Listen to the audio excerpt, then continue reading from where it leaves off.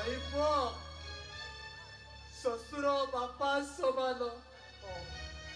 ବାପା ହିସାବରେ ହାତ ଉଠେ ଯଦି ମୁଁ ଭୁଲ କରିଛି ତୁ ମତେ କ୍ଷମା କରିବୁ।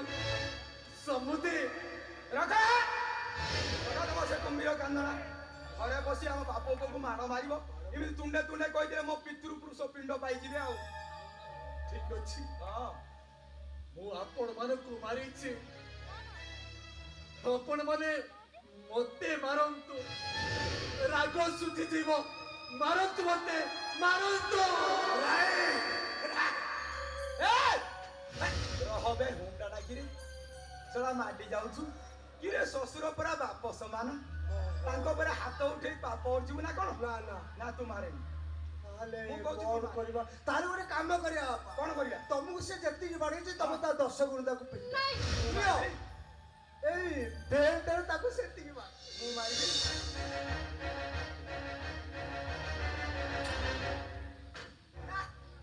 ମୁଁ ମାରି ପାରିବିନି। ଆଉ କିରେ ସମନ୍ଦି ପରା ମୋ ଭାଇ ସମାନ। ମତେ ଏତିକି ବୁଦ୍ଧି ନାହିଁ ତାଙ୍କ ଉପରେ ହାତ ଉଠେଇ ପାପ ଅର୍ଜିବି ନା କଣ? ତାହେଲେ କଣ କରିବା? ଗୋଟେ କାମ କରିବା କଇ ବାପା ଆବେ ତୁ ପିଟ। ମୁଁ କହୁଛି ତୁ ପିଟ। ଉଠା ଭାଇ ଉଠା। ଆମେ ବାପ ପୁଅ ନ କହିଲା ପର୍ଯ୍ୟନ୍ତ ପିଟା ବନ୍ଦ ପିଟା ବନ୍ଦ କରିବୁନି। ମାର। ଆଉ ଯଦି ପିଟା ବନ୍ଦ କଲୁ ତାହେଲେ ବାପ ଝିଅ ସିଧା ଏ ଘରୁ ଆଉଟ। ସିଏ ମୋ ବାପା, ମୁଁ ତାଙ୍କ ଝିଅ। କୋଉ ଝିଅ? କୋଉ ବାପା?